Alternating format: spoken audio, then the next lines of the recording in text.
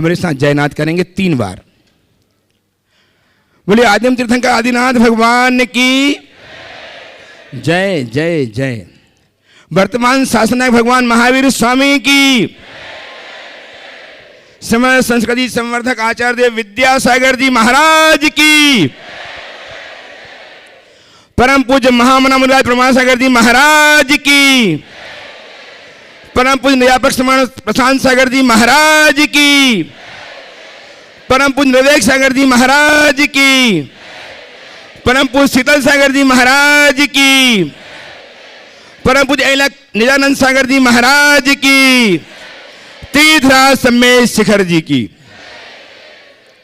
तीर्थराज सम्मेद शिखर जी स्वरमपड़ क्षेत्र में अवस्थित गुणायतन में स्थित सभी साधक बंधुओं एवं पारास के माध्यम से तथा प्रमाणिक ऐप के माध्यम से अपनी शंकाओं के समाधान प्राप्त कर रहे सभी सुधीर श्रोताओं, आज हम पुनः संबद्ध होने जा रहे हैं जगत श्रेष्ठ आचार्य भगवान विद्यासागर जी महाराज के परम प्रभावक शिष्य महामना मुनिराज प्रमाण सागर जी महाराज, जो गुणायतन प्रणेता, संकल्प समाधान प्रवर्तक, भावना प्रवर्तक एवं संप्रेक्षण समय के रूप में जगत विख्यात हैं, जिनकी वाणी को सुनकर आप हम नहीं अपितु विश्व अपने जीवन को नई ऊर्जा दे पाता है, अपने जीवन को उन्नत कर पाता है। आज हमारे सौभाग्य के क्षण हैं जबकि हम यहाँ उनके समक्ष उपस्थित होकर के अपने प्रश्नों की, अपनी शंकाओं के समाधान प्राप्त करेंगे। आज उनसे मैं आपको जोड़ूं, उसके पूर्व मैं चाहता हूं गुरुदेव का वरद हस्त हम पर आशीर्वाद के रूप में आच्छादित हो।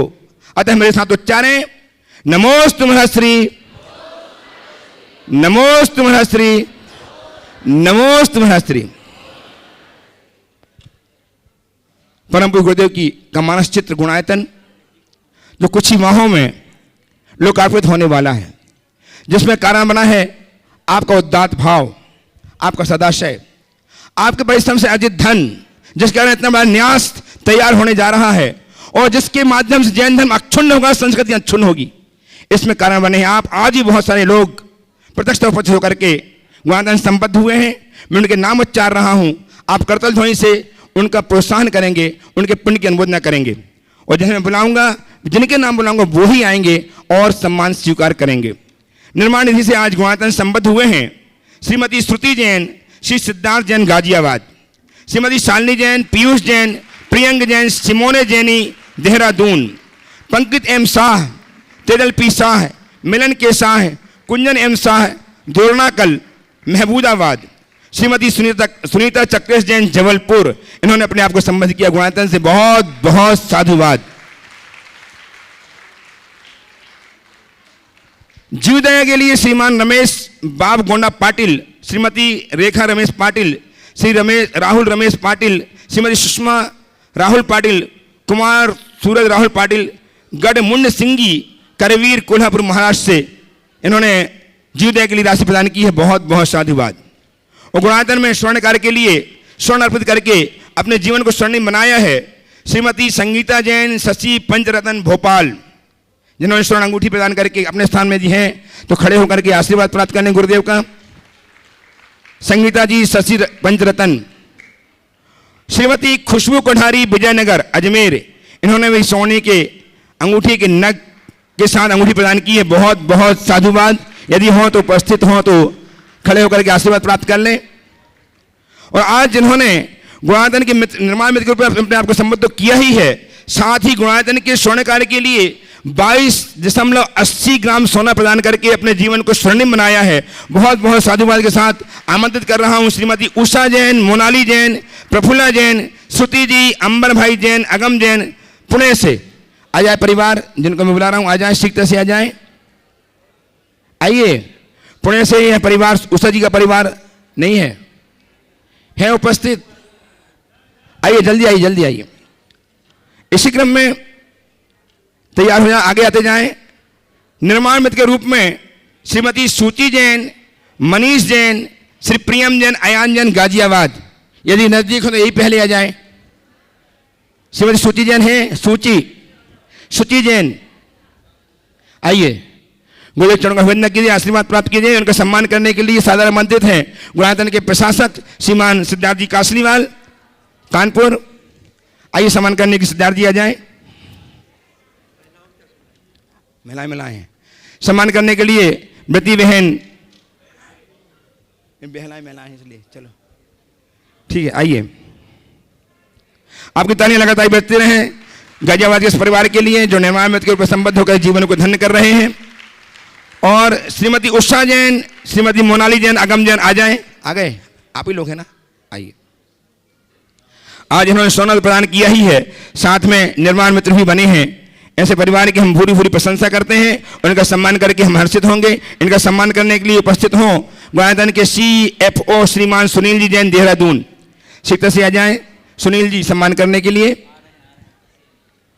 और निर्माण साथी के रूप में अपने आप को संबंध किया है श्रीमती चंद्रकांता जैन, वीरेंद्र कुमार जैन, इंदौर ने। शीघ्र से आगे बढ़ें।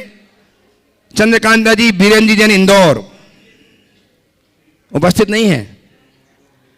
चंद्रकांता जी, वीरेंद्र जी, हाथ उठा दो, हाथ आ जाइए, आइए नहीं, हाथ उठा के संकेत करें कि हम हैं, आ रहे हैं। आइए चंद्रकांता जी, वीरेंद्र जी, इंदौर। इनका सम्मान करने के लिए संजय जी गोधा, ट्रस्टी गुणायतन, धन्यवाद। संजय जी आ जाएं सम्मान करने के लिए। संजय जी गोधा, ट्रस्टी गुणायतन, धन्यवाद। श्रीमती कल्पना अजय कुमार जैन, कुमारी अदिति अयांश आरुष जैन, पृथ्वीपुर निवारी। इन्होंने अपने आप को संबोधित किया गुणायतन के सारथी के रूप में। सादर आमंत्रित हैं, गुरुदेव चरणों की वंदना करें, आशीर्वाद प्राप्त करें। उनका सम्मान करने के लिए सादर आमंत्रित हैं व्रती श्रीमान प्रेमचंद जी, संजय जी जैन, संरक्षक गुणायतन, सागर।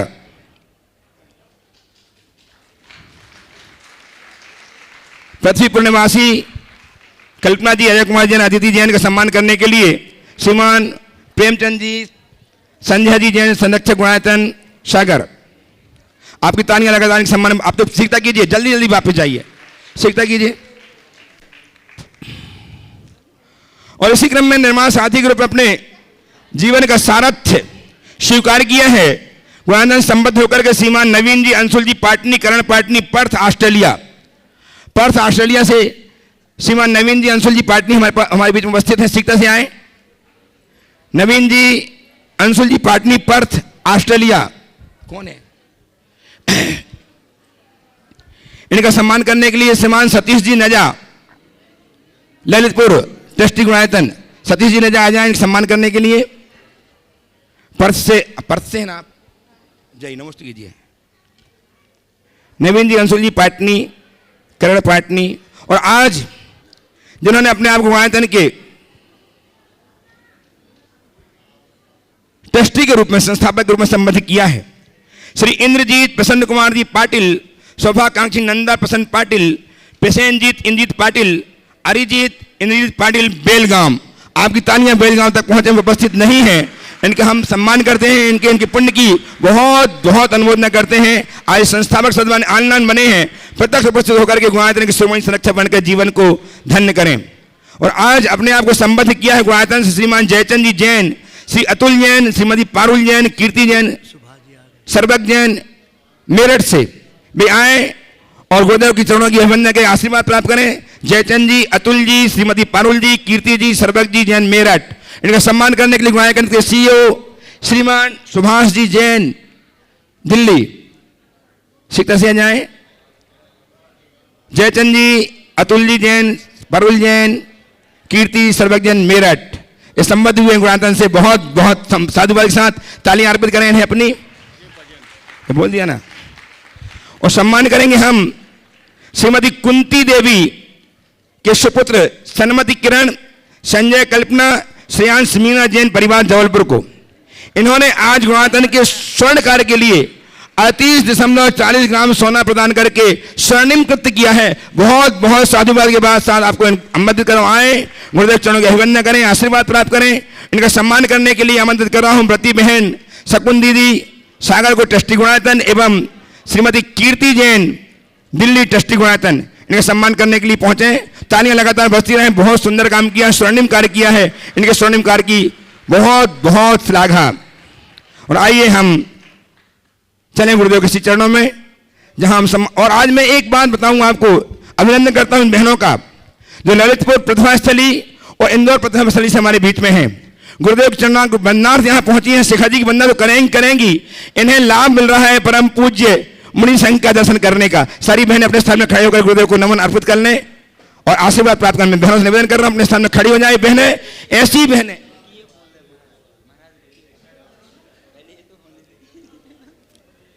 समय बचाना है, सब खड़े जाए, अपने स्थान में खड़ी हो जाए सब बहनें। ये बहनें ऐसी बहनें हैं जिन्होंने अपने घर वालों को त्याग कर, बुलाऊंगा ना, तो जब तक शांत रहे बोलना अच्छा है। चलिए तालियां लगातार बजती रहे इनके लिए, इस परिवार के लिए, जैसे स्वर्णिम कार्य के लिए, स्वर्ण कार्य के लिए सोना प्रदान करके जीवन को धन्य किया है। बहुत बहुत साधुवाद। इंदौर प्रतिष्ठास्थली एवं ललितपुर प्रतिष्ठास्थली की बहनें और भी बहनें आने वाली हैं। गुरुदेव चरणाक वंदार्थ आज इतनी बहनें पहुंची हैं, इन्होंने अपने भाग को स्वर्णिम बनाया है। खड़े हो जाए अपने स्थान में, आशीर्वाद ले लो, सब बहनें खड़े हो जाए अपने स्थान में और प्रश्न भी कर लेना। पहला प्रश्न आप करोगी, पहले 2-3 प्रश्न, 2 प्रश्न आपको करने की अनुमति महाराज ने दी है। सारी बहनें अपने स्थान में, गुरुदेव बीच में करें, ठीक है, महाराज जी का आशीर्वाद बीच में करने के लिए कहा जा रहा है।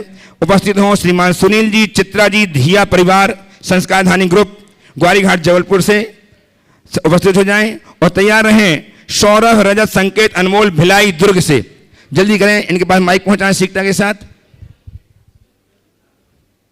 सुनील जी, चित्रा जी, घिया संस्कार धानी ग्रुप ग्वारीघाट मंदिर अपने स्थान में प्रश्न, हाँ जल्दी बोलिए। सौरभ जी, रजत जी, संकेत जी, अनमोल जी, भिलाई।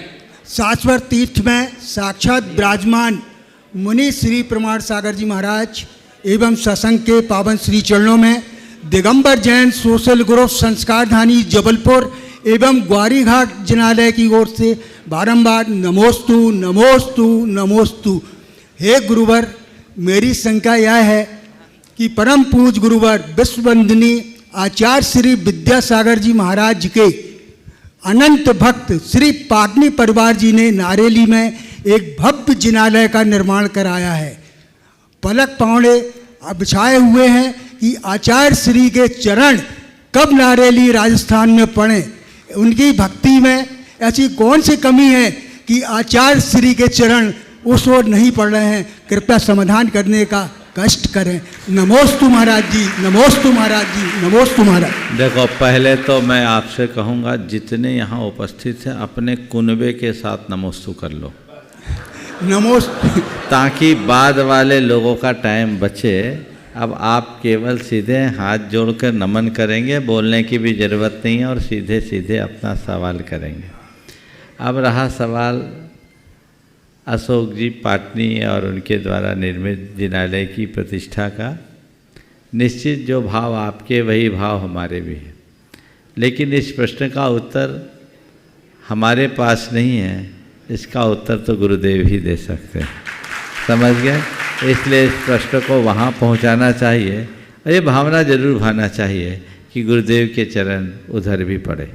नमोस्तु महाराज जी, नमोस्तु नमोस्तु। अगला आइए श्रीमान चारों ही, सौरभ, रजत, संकेत, अनमोल भिलाई दुर्ग से तैयार हैं। अभिषेक जी, पुत्र श्री दीपक जी जैन, शुद्धार दिल्ली। मुनि श्री जी के चरणों में सकल दिगंबर जैन समाज भिलाई छत्तीसगढ़ की ओर से फिर अभी क्या बोला, सीधे सवाल करना है। हाँ।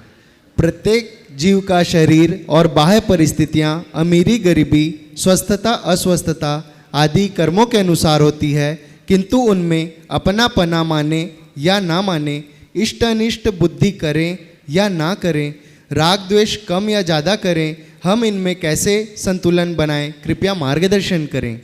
देखिए, बात बिल्कुल सही है।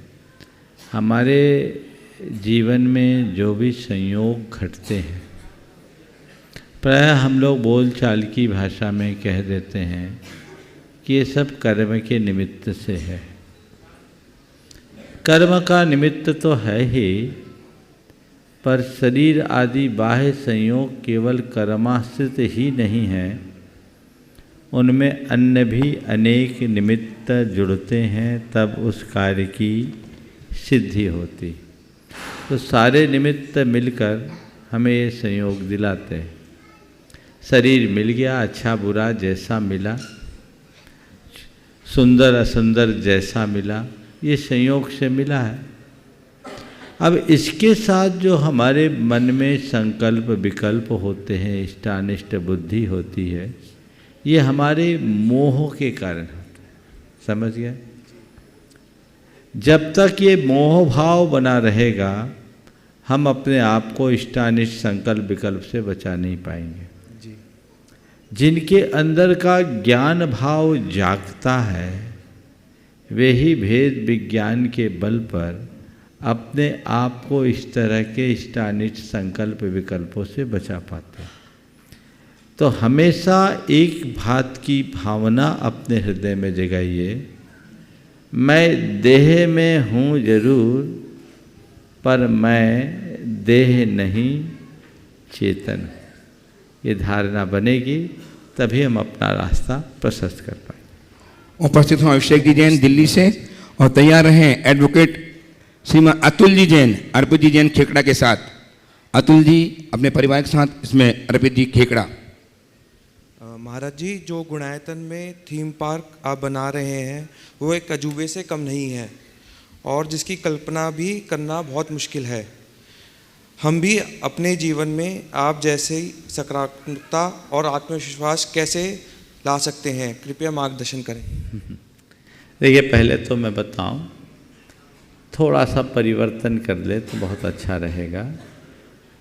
ये थीम पार्क नहीं, अनुभव केंद्र है। ठीक है ना?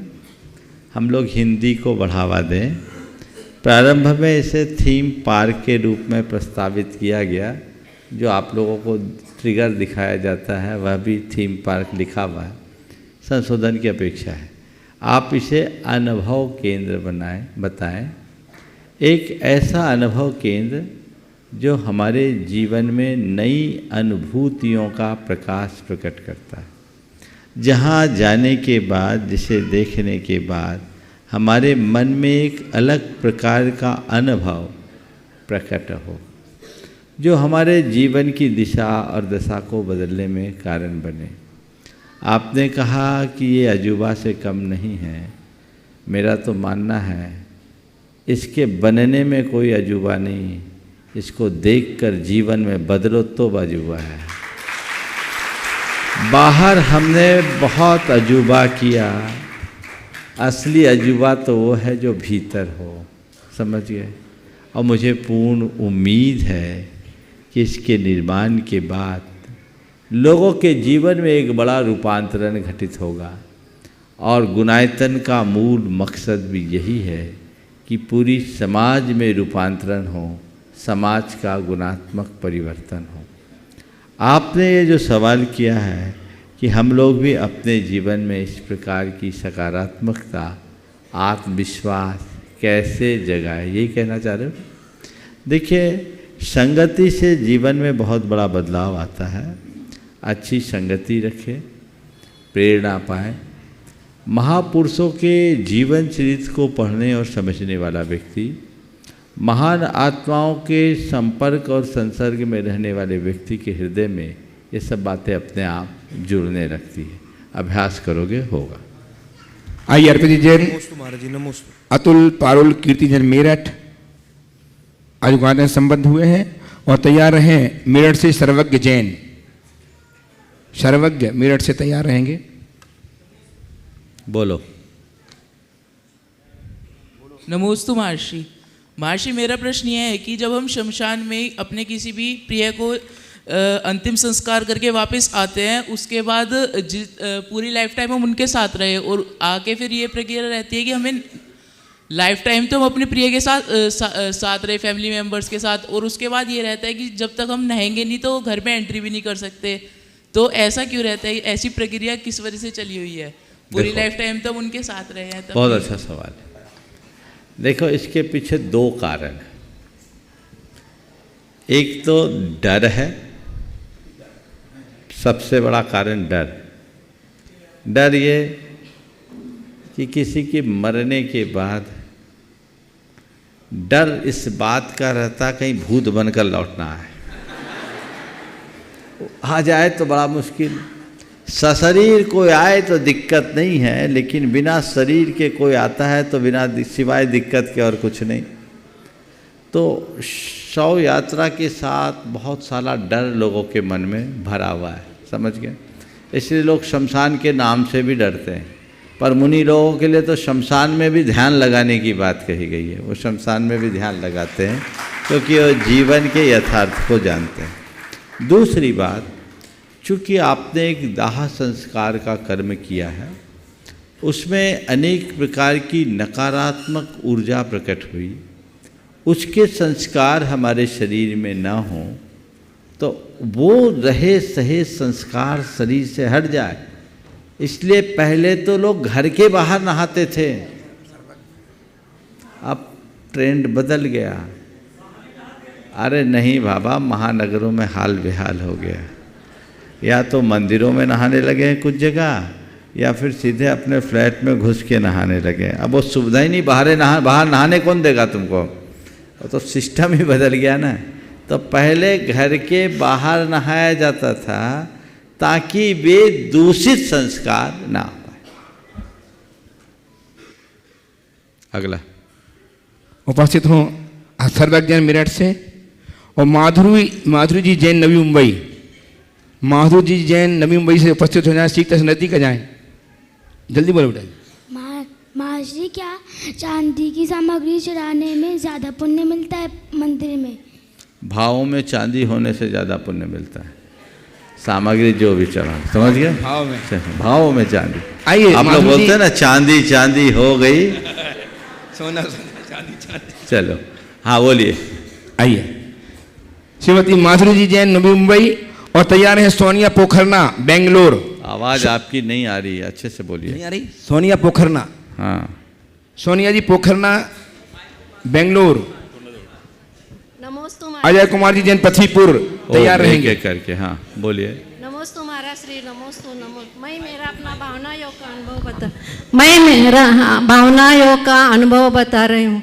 1920 के टाइम कोविड चल रहा था, तभी मेरे पेट में बहुत दर्द था। डॉक्टर के पास जाने का भी डर लग रहा था, हॉस्पिटल सभी बंद थे। तो मैं क्या करूँ, इस विवंचना में थी। तभी मुझे डॉक्टर पाटोदी और सरोज कोठारी का फेसबुक में मैंने पढ़ा कि भावना योग मैं पहले से ही करती थी, लेकिन अच्छा मार्गदर्शन नहीं था। रोज़ सुबह 21 दिन का सेशन चालू रहा और मुझे अच्छा लगा। फिर मैंने 3 महीने का भी आगे बढ़ा लिया। तो उसी टाइम एक दिन आया, गुरु पूर्णिमा का दिन था। मैं भावना योग के लिए बैठ गई। महाराज जी आपको और आचार्य श्री विद्यासागर जी को नमोस्तु करके मैंने भावना योग चालू किया। तो सोहम सोहम सोहम जैसे ही चालू हुआ तो प्रमाण सागर जी महाराज जी आपका हाथ ऐसे आ गया और हाथ में से ऐसे किरण आ गए, ऐसे बिजली जैसी चमकती है ना, ऐसे किरण आ गए और मेरे पीठ पे, मेरे सिर पे पूरे ऐसे प्रकाश किरण हो गए। और उसी क्षण पीठ में से मुझे कड ऐसा जोर से आवाज़ आया महाराज श्री, और उसी वक्त मेरा पीठ दर्द पूरा बंद हो गया और आज तक नहीं।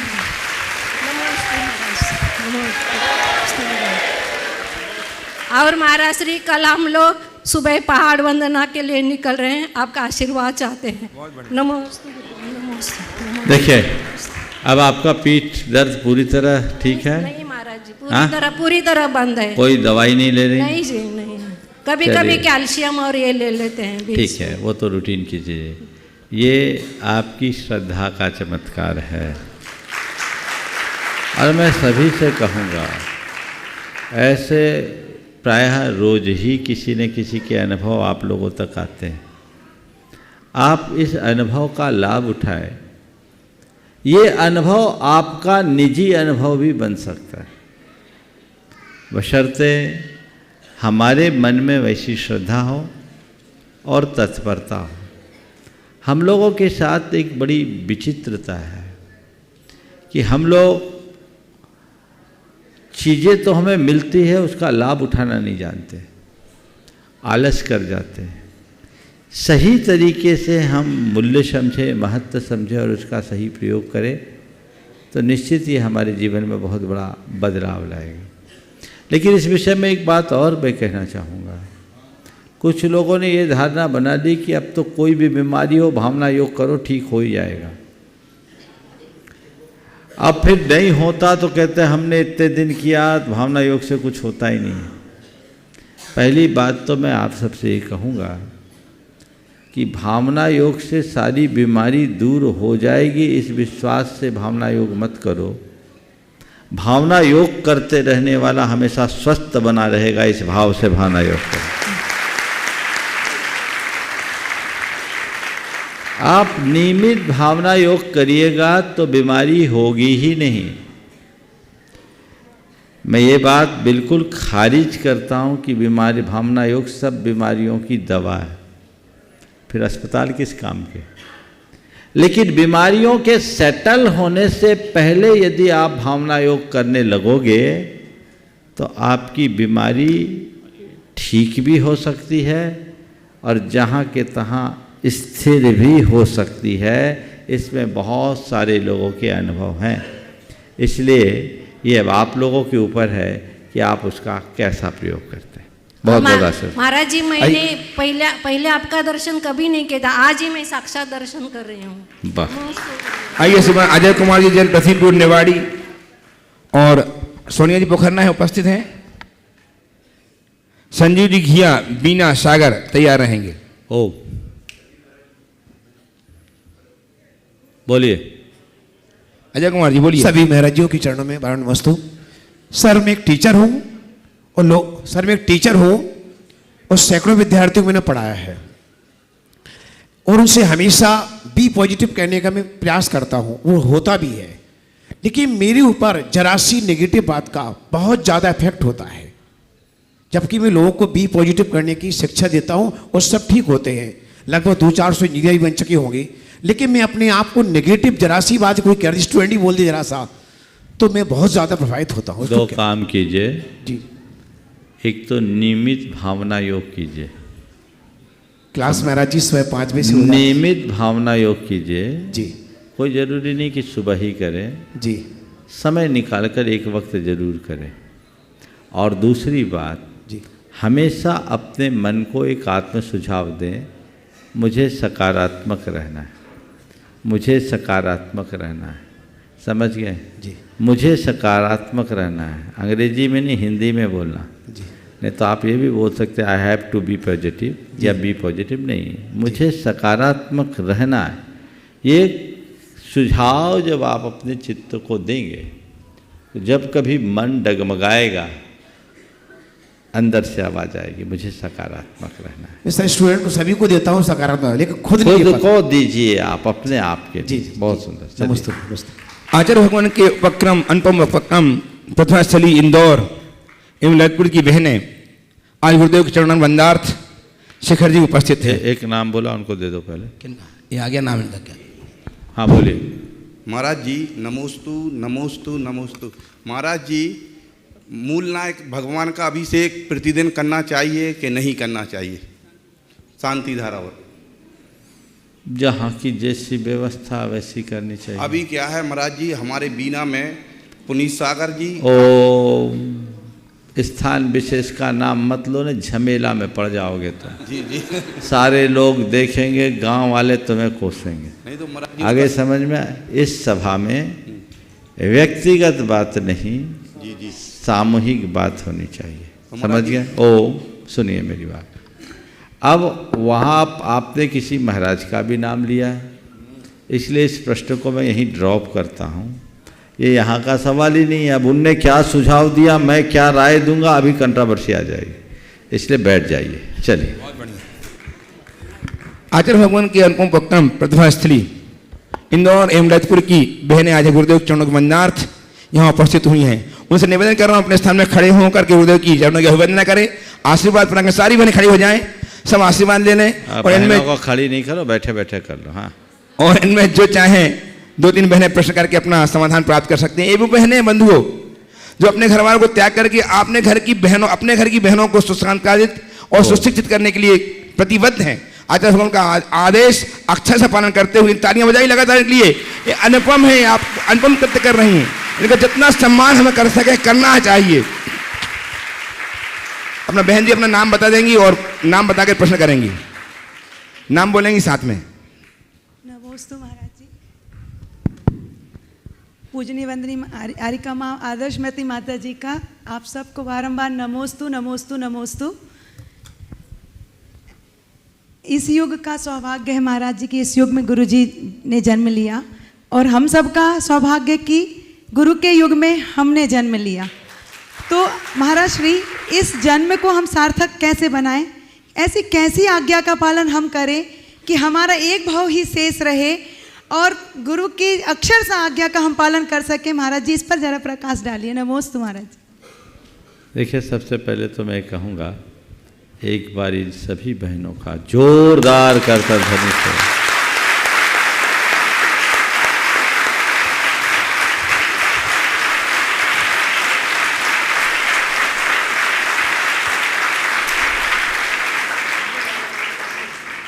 ये परम पूज्य गुरुदेव की दिव्य दृष्टि का प्रतिबिंब है। हमारे गुरुदेव दिव्य दृष्टा हैं और उन्होंने समाज को समय समय पर समयानुरूप मार्गदर्शन दिया है, और उस कड़ी में प्रतिभास्थली एक ऐसी महत्वपूर्ण कड़ी है जो हमारी पीढ़ियों का उद्धार करेगी और संस्कृति की सुरक्षा करेगी। आज यहाँ आप बहनों को देख रहे हैं, अभी तो 1/3 आई है, शेष कल आने वाली है। तो शेष बातें तो मैं कल ही कहूँगा, लेकिन एक बार इनके त्याग की सराहना आप सबको करनी चाहिए और गुरुदेव की उदात्त दृष्टि के सामने नतमस्तक होना चाहिए कि इन बहनों को जो मोक्ष मार्ग के लिए निकली थी, दीक्षा न देकर बच्चों को, बच्चियों के कल्याण के लिए लगाया ताकि पीढ़ियाँ बनी रहें। बहुत अच्छा भाव आपने अपने सवाल में पूछा है। बाकी शेष बातें तो मैं इस संदर्भ में मुझे जो कहना है कल कहूँगा। अपने नरभाव को कैसे सार्थक करें गुरु आज्ञा का पालन करते हुए। मैं तो ये मानता हूँ वे सब लोग महान सौभाग्यशाली हैं जिन्हें आचार्य विद्यासागर की छत्र छाया प्राप्त हुई। उस अर्थ में जब मैं रोज़ सुबह उठता हूँ तो अपने आप को बड़ा भाग्यशाली मानता हूँ, उनके चरणों में अपनी प्रणति अर्पित करता हूँ। हमें ऐसे महान गुरु का संसर्ग और सानिध्य मिला है और आप लोगों ने अपना जीवन समर्पित किया है। तो ये मान करके चलना, जिनने अपना जीवन उनके चरणों में अर्पित कर दिया, उनका जीवन भव भव के लिए सुरक्षित हो गया, इसमें कोई संशय नहीं। आप लोगों ने जो त्याग किया है वो बहुत ही दुर्लभ है, हर कोई नहीं कर सकता। बस गुरु की कृपा तो सबको मिल जाती है, लेकिन हम उसका लाभ बहुत कम उठा पाते हैं। गुरु की कृपा का लाभ अगर लेना है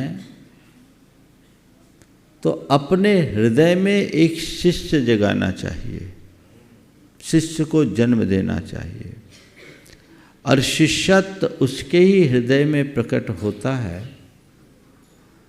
जो अपनी इच्छा शक्ति को, अपनी समझ शक्ति को और अपनी निर्णय शक्ति को गुरु चरणों में अर्पित कर देता है। गुरु की इच्छा ही मेरी इच्छा, उनका आलिंगन, उनका इशारा ही मेरे लिए ब्रह्म वाक्य है। इसके अलावा और मेरी कोई निजी इच्छा नहीं है। गुरु के समझ के आगे मेरी कोई समझ नहीं। कुछ लोग हैं जो गुरुओं को भी ज्ञान बघारते हैं। गुरु के आगे मेरी अपनी कोई समझ नहीं है, क्योंकि उनके आगे मैं अकिंचन हूं। और तीसरी बात, गुरु का निर्णय ही मेरा निर्णय है, जो उनने कह दिया वही मुझे करना है। ये तीनों जिसके हृदय में प्रकट हो जाते हैं वह एक श्रेष्ठ शिष्य के रूप में स्थापित होता है, और ऐसे का ही सच्चे अर्थों में कल्याण होता है। एक शब्द आता है पाद मूल। केवल ज्ञान के लिए क्षयिक सम्यक दर्शन की जरूरत है, या तीर्थंकर होने के लिए तीर्थंकर प्रकृति के बंध की जरूरत है, हमारे शास्त्रों में लिखा है। और ये दोनों योग्यता किसे होती है? जो किसी केवली भगवान या शुद्ध केवली के पाद मूल में रहता है। पाद मूल का मतलब क्या? चरण पकड़ करके बैठे, यानी जो उनके चरणों को अपने हृदय में स्थायी रूप से बना देता है।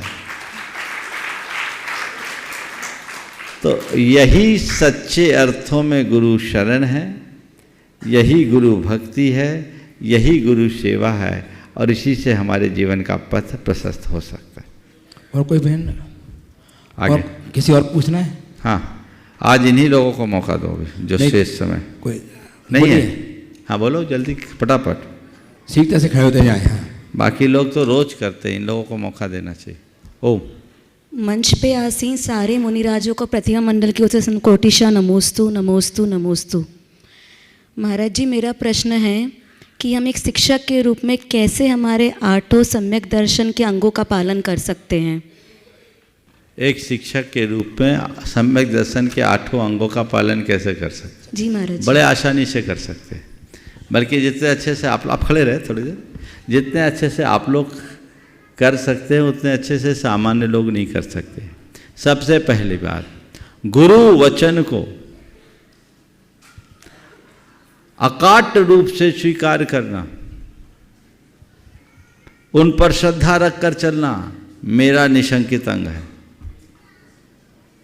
और अपने इस कर्म से कोई भौतिक आकांक्षा नहीं रखना, ये मेरा निष्कांक्षित अंग है। अपने गुणों की वृद्धि करते हुए औरों से गुणानुराग रखना, ये मेरा निर्विचिकित्सा अंग है। और अपने मार्ग में स्थिर बने रहना, किसी भी प्रकार का दबाव, प्रभाव, भय, प्रलोभन कुछ भी हो, अपने लक्ष्य से विमुख मत होना। अरे आ गए, अब का पता पूरी जिंदगी पढ़ाते ही पढ़ाते कटेगी, नहीं।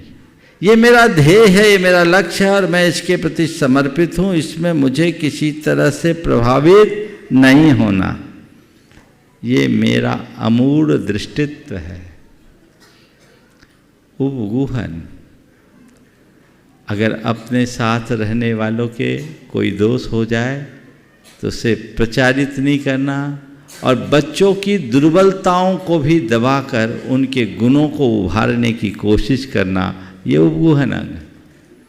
यदि कोई किसी वजह से डिमोटिवेट होता हो, अपने मार्मिक संबोधन से उसे स्थिर करना स्थितिकरण है।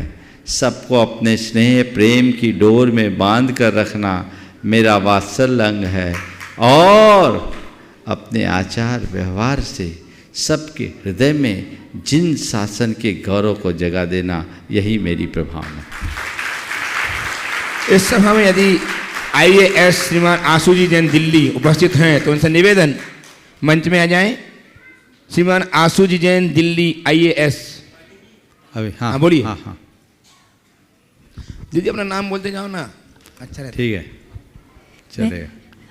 मंचासीन सभी महामुनि राजों के चरणों में बारंबार नमस्तु। महाराज जी, मेरा प्रश्न यह है कि हम एक शिक्षक होके जो हमारे विद्यार्थी जो छात्राएं हमारे यहाँ से निकलती हैं, उनको हम संस्कारों के साथ शिक्षा में बने रहते हुए जीवन में आगे बढ़ने के लिए किस तरह प्रेरित कर सकते हैं?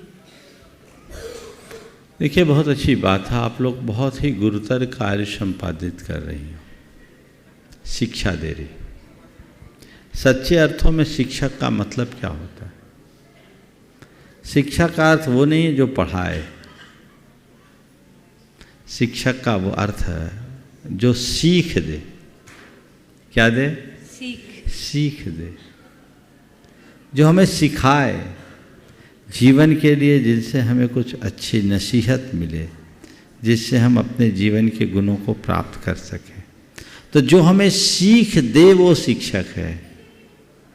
तो मैं आप सबसे कहूँगा, अध्यापन का कर्म करते हुए बच्चों को अच्छी सीख देने का अभ्यास करें। और वो सीख किताबों से नहीं दी जाती, वो सीख अपने व्यवहार और चरित्र से दी जाती है। यदि मेरा व्यवहार, मेरा चरित्र प्रभावी होगा तो बच्चे अपने आप उनका अनुकरण करेंगे। तो ये सहज योग मिला, गुरुदेव का आशीर्वाद मिला, और आपके अंदर वो संस्कार है। उसी संस्कार से प्रेरित होकर आप अपने बच्चों को पढ़ा रही हैं। न केवल ज्ञान दे रही हैं, अपितु उनके अंदर संस्कार भी। बस कोशिश हमारी एक होनी चाहिए, बच्चों के हृदय में संस्कार थोपना नहीं है, संस्कार जगाना है। दो उदाहरण आपकी प्रतिभा स्थली का देता हूँ। दो परिवार मुझसे जुड़े जिनकी बच्चियां प्रतिभा स्थली में पढ़ती। एक परिवार में बच्ची जैसे प्रतिभा स्थली से बाहर निकली, उनके माँ बाप उससे कहते हैं, बेटी यहाँ तो कभी तुम्हें कुछ मिलता नहीं, चलो चाट खाते हैं। और जिस प्रतिभा स्थली से वो पढ़ के निकली थी, वहीं 2 किलोमीटर आगे जाकर चाट पकोड़े में लग गए। और बच्ची भी चाव से खाने लगी, क्योंकि वहाँ तो मिलता नहीं। ठीक है। और परिवार के लोग ऐसा जैसे उसको जेल से छुड़ा के लाए। एक इससे उलट, एक दिन एक बच्ची मेरे पास रोते रोते आई। उसके साथ उसके मम्मी पापा भी थे। बोले, महाराज जी, इनसे पूछिए मुझे इनने प्रतिभा स्थली क्यों भेजा।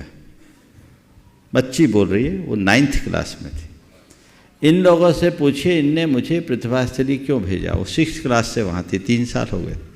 मैं उनकी तरफ देखा, बोले, महाराज इसलिए कि अच्छी संस्कार पाए।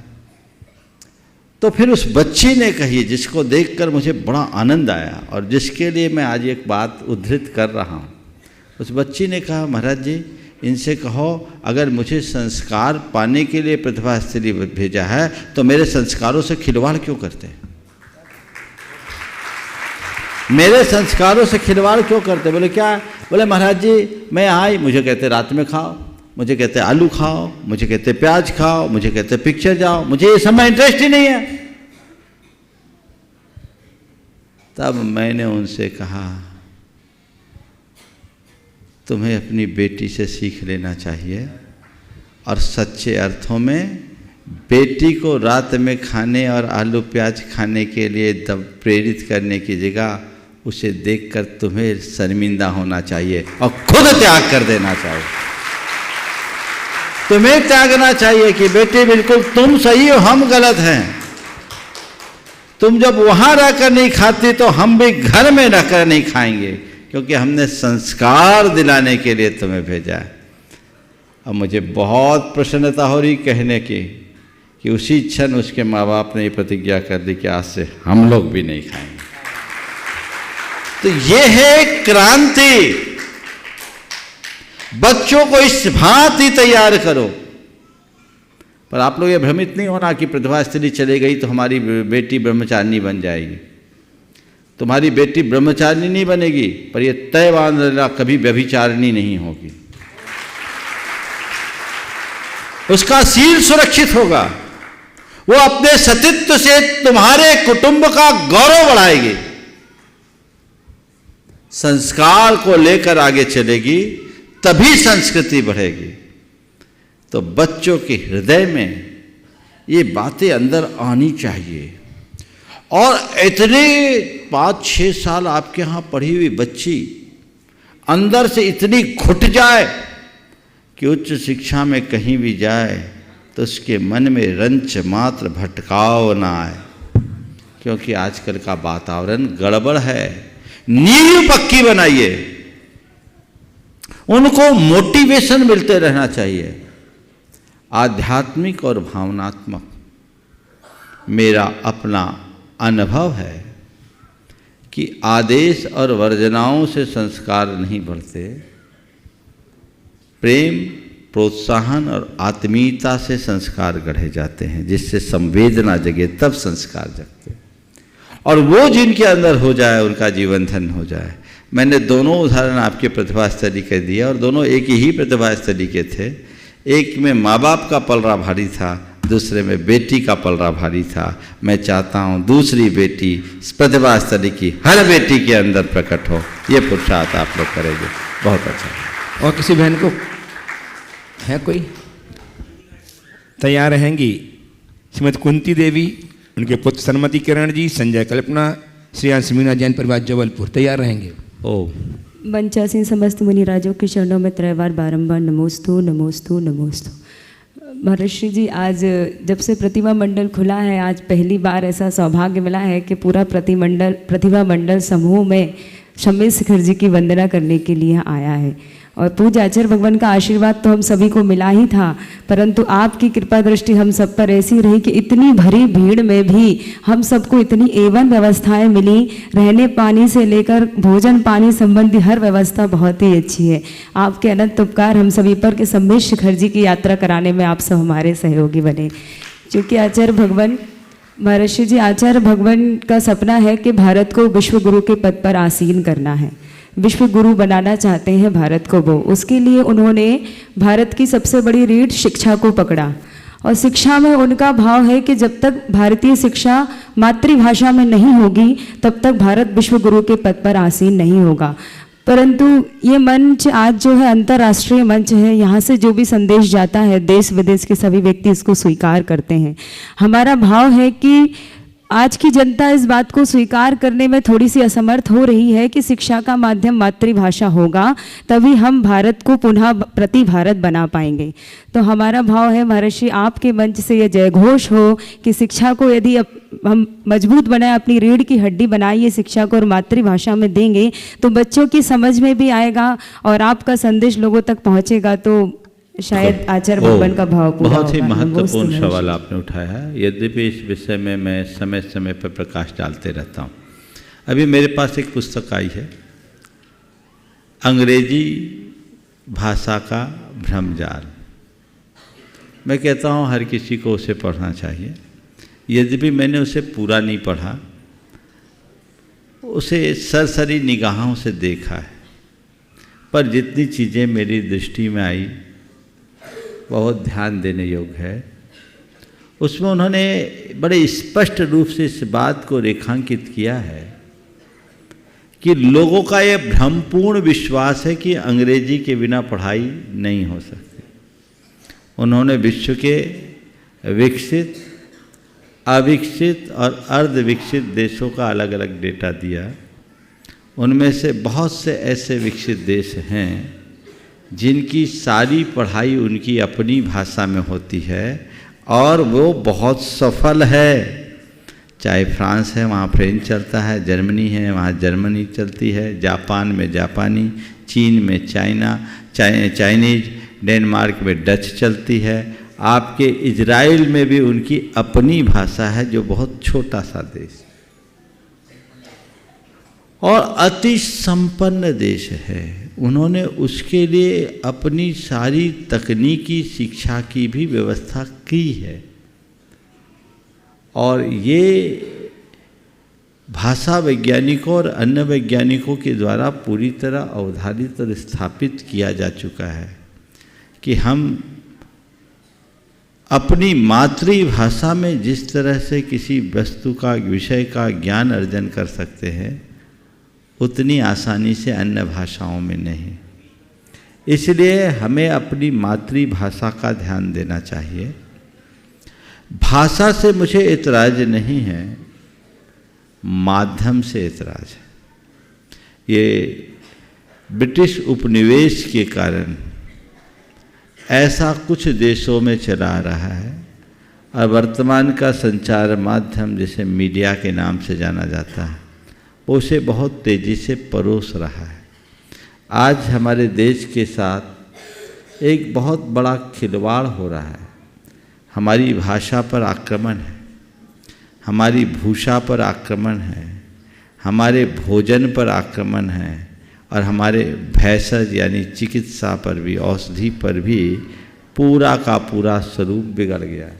भाषा बिगड़ गई, भूषा बिगड़ गई, भोजन बिगड़ गया, भेषज बिगड़ गया तो भावना तो बिगड़ेगी ही बिगड़ेगी, सब चौपट हो रहा है। तो इसकी तरफ हम सबको बहुत गंभीर होना चाहिए और आचार्य महाराज ने जो दृष्टि रखी बिल्कुल अच्छी है। मनुष्य को अपने अवसर और अनुकूलता के अनुसार अधिक से अधिक भाषा सीखना चाहिए। भाषा सीखने में कोई बुराई नहीं, लेकिन माध्यम अपनी मातृभाषा ही होनी चाहिए। अगर हम अपनी भाषा में देखेंगे तब अपने जीवन को आगे बढ़ाएंगे। हर भारतीय को अपनी भारतीय होने का गर्व प्रस्तुत करना चाहिए और उसे अन्य भाषाओं का आलम्बन तभी लेना चाहिए जब उसका कोई विकल्प न हो। बाकी मूलतः अपनी मातृभाषा का प्रयोग करना चाहिए। और एक बात ध्यान रखना, व्यक्ति को चाहे कितनी भी भाषा है, सपना वो अपनी मातृभाषा में ही देखता है। समझ गया? सपना वो अपनी मातृभाषा में ही देखता है और जब दुख आता है ना, कष्ट, तो वो अपनी मातृभाषा में ही देखता है। एक शर्मा जी थे, सागर के बड़े साहित्यकार। उन्होंने बताया एक दिन कि वे कुछ मित्र लोग थे, वो शर्मा जी बहुभाषाविद थे, तो उनको बहुत भाषाएं आती थी। तो कुछ साहित्यकारों के मध्य बैठे और कहा कि इनकी मातृभाषा बता दो तो हम जाने, ये किस क्षेत्र के हैं, इनकी मातृभाषा बता दो तो हम जाने। बातचीत आगे बढ़ी और बातचीत के क्रम में अचानक एक घूंसा उनकी पीठ पर जोर से मारा और जैसे ही घूंसा पड़ा, अरे दद्दारे मर गए। तो उन्होंने कहा भैया तुम तो बुंदेलखंडी दिख रहे हो। ये वास्तविकता है, इसलिए हमें अपने मूल को नहीं भूलना चाहिए। और अब मैं परम पूज्य निरपेक्ष श्रमण दादा को माता जी, अब वो कल जल्दी वो जल्दी कुंती देवी की सुपुत्र जन्मदी किरण जी, संजय कल्पना जी, श्रेयांश मीना जी जबलपुर, जल्दी से प्रश्न करने। हाँ, फिर महाराज श्री करेंगे। हाँ, सभी महाराज जियों को नमोस्तु नमोस्तु। हम सारे लोग जबलपुर से आए हैं महाराज जी, और मेरे बच्चे भी आए हुए हैं। मैं उन्हीं के लिए ये क्वेश्चन कर रही हूँ कि आप उन्हें अच्छे से मार्गदर्शन दें और उनको समझा सकें, क्योंकि वो जब ये आते हैं मंदिरों में तो भीड़ होती है और थोड़ी बहुत अव्यवस्था वगैरह हो जाती है, तो उन लोगों को थोड़ा अच्छा नहीं लगता है। उनको ये लगता है कि हम मतलब अच्छे से भगवान के दर्शन नहीं कर पा रहे, महाराज जी लोगों का आशीर्वाद और उनसे मिल नहीं पा रहे, बातचीत नहीं कर पा रहे। तो मैं चाहती हूँ कि मेरे बच्चों को आप थोड़ा मार्गदर्शन दीजिए। देखो, पहले तो मैं आपसे ये पूछना चाहता हूँ, आप क्या चाहते हैं, भगवान का घर सूना रहे या सारा संसार भगवान के चरणों में आए? बच्चे हैं यहाँ? जी। थोड़ा खड़े हो जाओ। कौन है बच्चे? खड़े हो जाओ, घबराओ नहीं, कोई दिक्कत नहीं है। हैं? चलो शर्माओ नहीं। मैं ये पूछना चाहता हूँ आम अमाओं से, आप सबसे, आप क्या चाहते हैं, भगवान का घर सूना रहे कि सारा संसार भगवान के चरणों में आए? बोलो। हाँ, दो बच्चों को माइक दो। क्या चाहते हो? सारा संसार भगवान के चरणों में आए? हाँ। तो जब तुम ये भावना भाते हो कि सारा संसार भगवान के चरणों में आए तो भीड़ रहेगी कि नहीं रहेगी? तो फिर तुम भीड़ से घबराओगे तो फिर सारा संसार कैसे आएगा? समझ गए बात? इसलिए खूब भीड़ आने दो। अरे भीड़ में दर्शन करने का अलग मजा है कि नहीं? हाँ, जहाँ भीड़ है वहाँ हम दर्शन करेंगे। और रहा सवाल महाराज का आशीर्वाद नहीं मिलता, महाराज से बातचीत नहीं करते, ये 1 घंटे से बातचीत तो हो रही है, बोलो हो रही कि नहीं हो रही? बोलो, कोई वंचित है? आशीर्वाद सबको मिल रहा है कि नहीं मिल रहा है? और क्या चाहते हो? इसलिए इसको लेकर बिल्कुल नकारात्मक मत सोचो, बल्कि ये सोचो ये बहुत अच्छी बात है कि आज धर्म की अच्छी प्रभावना है, इसीलिए मंदिरों में भीड़ है और गुरुओं के पास लाइन लगी है। सकारात्मक सोच करके चलोगे तो आप सफलीभूत होगे, समझ गए ना? इसलिए इस बात को बिल्कुल किसी तरह से घबराना नहीं और भीड़ का अंश बनना, समझ गए? और देखो एक बात और बोलता हूं कि कोई भी चीज हमको इजीली मिलती है, सरलता से प्राप्त होती है, तब मजा आता है कि कठिनाई से मिलती तब मजा आता है। तुम सीधे सीधे आए, महाराज के दर्शन मिल गए, सीधे सीधे आए, भगवान के दर्शन मिल गए, तब मजा आए कि थोड़ी लाइन में लगे फिर दर्शन हुए तब मजा आए? बोलो, हाँ? लाइन में लगे ना, तब लाइन में लगा करो, हल्ला मत किया करो। नंबर तो सबका आ ही जाएगा और बाकी टाइम आए या ना आए, यहां पर तो रोज आ ही जाता है। इसलिए ऐसे ही गुरुदेव के पास भी लोगों की शिकायत होती है, अरे यहाँ तो कम है, इस भाव में गुरुदेव के दर्शन आसानी से मिल रहे हैं, अगले भाव में पता नहीं ये भी नहीं मिलेगा, क्योंकि तीर्थंकरों के लिए तो गणधर भी नहीं छू पाते, समझ गए? मैं उन्हें आगामी भाव का तीर्थंकर घोषित नहीं कर रहा हूँ, नहीं तो कहोगे महाराज जी क्या कह रहे हैं, पर मुझे दिख रहा है कि उनका जो मार्ग है बहुत जल्दी वहां तक पहुंचाएगा।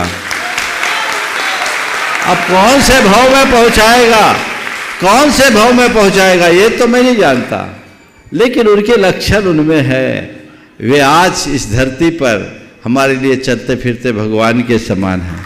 तो महापुरुषों का एक झलक मात्र प्राप्त हो जाना भी हमारे भाग्य को ऊंचा उठा देता है। इसलिए सभी भाई बंधुओं से कहता हूँ, अरे भीड़ है मैं नहीं जाऊँ, भीड़ है मैं नहीं जाऊँ, अरे भावना भाव सारी भीड़ भगवान और गुरु की शरण में आ जाए, संसार अपने आप शांत हो जाएगा। बस व्यवस्थित होकर के चलेंगे तो अच्छा रहेगा। अब महाराज अपनी वाणी से हमें अनुग्रहित करें।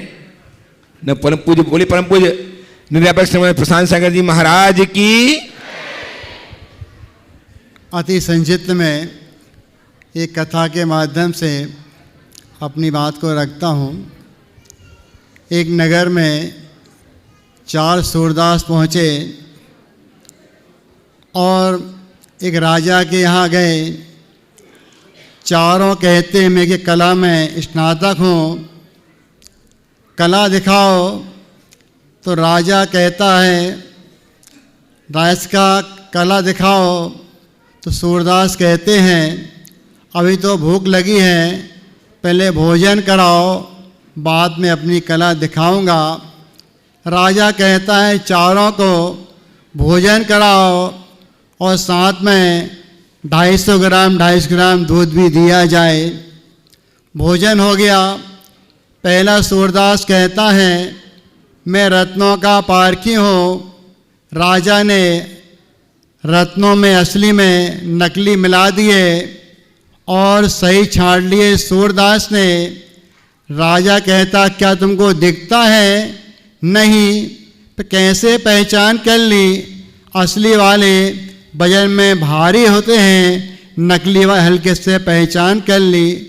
दूसरा ताश पारखी, घोड़े का पारखी ले गया उसको अश्व के साला में और उसका वो कहता है सही यह घोड़ा ऐसा है जहाँ पर पानी आता तैरने लगता है, इसका राज क्या है?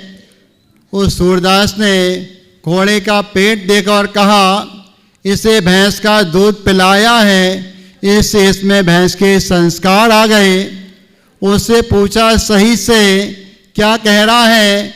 बिल्कुल सत्य है। जब इसका जन्म हुआ इसकी माँ का अवसान हो गया, अब बच्चा बड़ा कैसे हो? तो दूध को पिला करके बड़ा किया, यह संस्कार दूसरा। तीसरा कहता है मैं नर का पारखी हूँ। राजा कहता है मेरी परीक्षा कर ले। तो वह कहता सूरदास अभय दान दो, क्योंकि आप जानते हैं मिर्ची कब लगती है, जब कोई सही बात कहता है तो मिर्ची लग जाती है। तो कहता है राजन, तुम क्षत्रिय पुत्र नहीं हो, तुम तो वैश्य पुत्र हो। राजा गया अपनी माँ के पास, ऐसा ऐसा कह रहा सूरदास, बिल्कुल सत्य कह रहा है। राजकुमार का जन्म हुआ, उसका अवसान हो गया। कुछ दिन के बाद मेरे पति राजा का अवसान हो गया। यह वंश परंपरा कैसे आगे बढ़े, इससे मैं तुमको गोद ले लिया, वैश्य अर्थात बड़े व्यापारी के बच्चे को। मुझे ज्ञात नहीं था। तो वह कहता सूरदास, तुम्हारी बात सत्य है, कि तुमने कैसे पहचाना कि मैं क्षत्रिय पुत्र नहीं हो। तो वह कहता सूरदास, जो वैश्य है, बानिया है, वो हर चीज़ को तौलता है। स्वास्थ्य मान लो खराब हो गया है तो कितना ठीक हो गया है, 4 आना 8 आना 25%, ऐसा उसकी गणना चलती है। लोग कहते हैं कौन से उपवास करें ज़्यादा फल मिलेगा, इसका नाम है वैश्य वृत्ति। वहाँ तो कहा गया है उपासना करना है कर्म की निर्जरा के लिए, किससे ज़्यादा पुण्य है किससे कम है, यह वैश्य वृत्ति। तो मैंने ऐसा क्या तौला, जब मैंने कहा भूख लगी है चारों को भोजन कराओ, आपने क्या कहा, भोजन के साथ 250 ग्राम दूध दिया जाए। यह 250 ग्राम वैश्य वृत्ति है, यह क्षत्रिय वृत्ति नहीं है।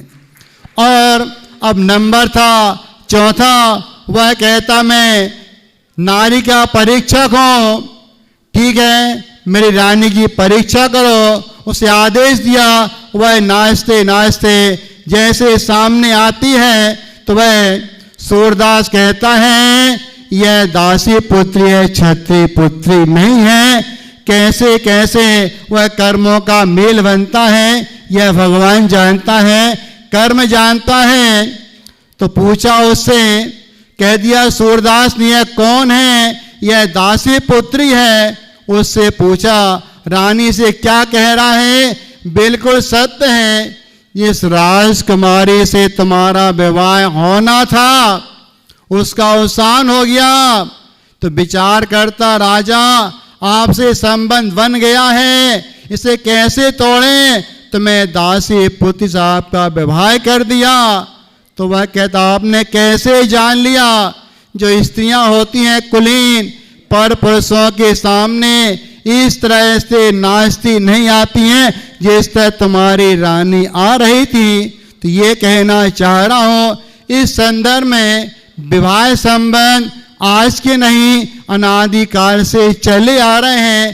पहले विवाह संबंध में ये होता था, बारातें आती थी, मेहमान आते थे, भोजन बनता था घर में, हलवाई भले आ जाए और नाचने गाने वाले बाहर की महिलाएं आ जाती थी।